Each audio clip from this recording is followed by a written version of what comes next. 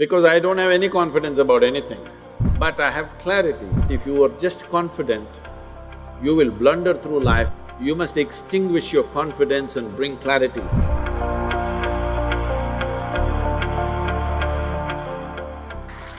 So, Sadhguru, you are so reverent and you are so cherished. Do you ever get a superiority complex? Right now, yes.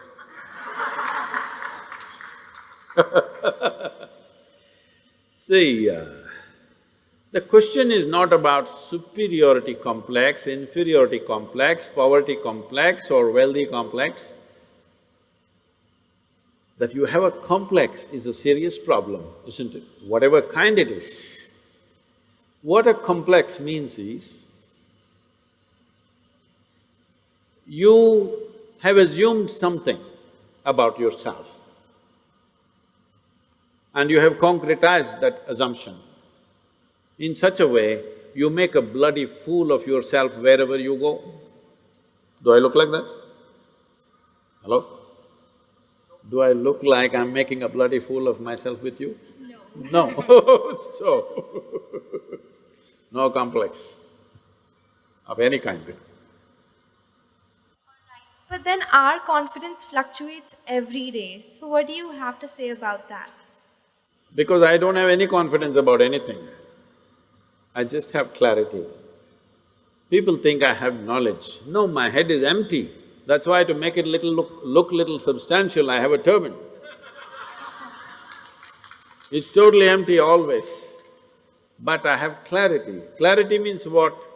You see things the way they are. Knowledge means what? You have fixed information about everything. If things have changed, you will not see it the way it is. That's as good as being blind. See, people think owls are blind. It's not true. Their vision is far more sensitive than yours. But because of sunlight, they're blinded because it's too much. When light goes down, he sees very clearly. Not because he's blind, because his eyes are super sensitive. So, it's important that you bring clarity to your life, not knowledge, because knowledge is conclusions that you gather. Knowledge is okay when you're trying to do something physical, material in the world, but not with life. Is it true what you thought was absolute at the age of 12, today is not true? Yes or no? Are you sure that whatever you think is this is it right now, will be this is it in another 3 years' time? Of course not. You know that, so you know you're wrong. Yes or no? Yes. So you know anyway you're wrong, so why assert the wrong things? Well, right now we are wrong, at least let's manage with little more conscious. If you know you're wrong, you will walk carefully, isn't it? Hello? But you think you're absolutely correct, then you will do stupid things and you blunder around the world. If you know you're not seeing properly, will you walk carefully or no? If I ask you to walk through a dark room, suppose we turn off all the lights and close it down, everything, pitch dark, if I ask you to walk, suddenly will you become super alert and conscious as to how you walk? But when the lights are on, you're just going unconsciously, bumping into everybody. So if you learn to walk every moment, like there are no lights and you're looking at everything absolutely carefully, then what you see clearly, you go through it, what you don't see clearly, you hesitate, some places you take a little bit of chance. But if you are just confident, you will blunder through life, we don't know where you will get in and what you will get trapped into. Most people are trapped into their professions, their family situations, their social situations in such a way, they all became like this. Yes, already I'm seeing, not just older people, youth have become like this. What will happen to me at the end of my life? What will happen to me at the end of my life? I'm already revealed the secret, you will die. But Sadhguru, if this happens, what to do? If that happens, what to do? all those things will happen. It's not that everything will happen in your life the way you like it, things will happen in the way you don't like it. It once happened, Shankaran Pillai got fired from his job simply because he asked a question, smoking or not non-smoking. How can you get fired for asking such a simple question? Smoking or non-smoking, he asked, and he got fired. Because what he was supposed to ask was cremation or burial.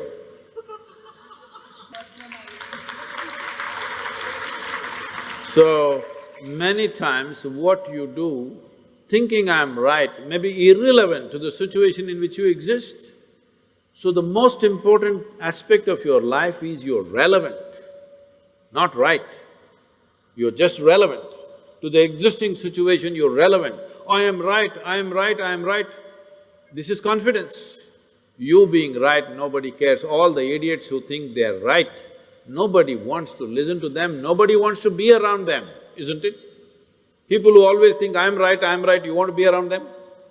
No, the important thing is you're relevant to the situation in which you exist. If you have to bring relevance into your life, you must extinguish your confidence and bring clarity. To develop clarity, there are many systems. See, to develop your muscle, there are systems, isn't it? Similarly, to develop clarity, there are many systems. Unfortunately, our education system is dulling clarity in so many ways.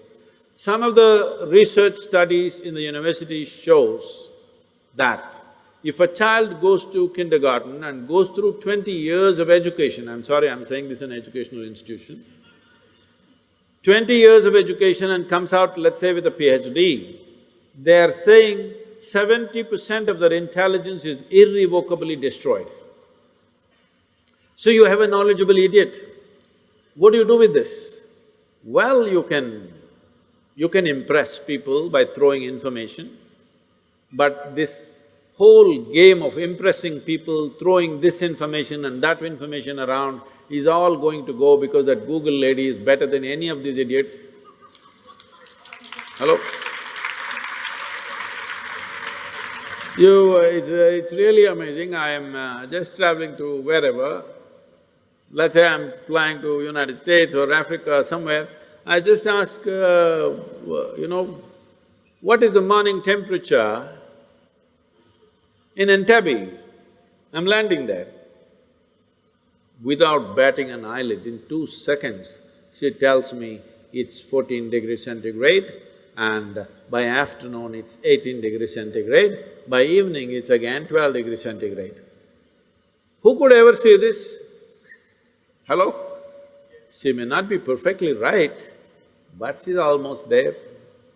So, people who are carrying a basket of information on their head and feeling superior, I want you to understand this in this country and everywhere else in the world.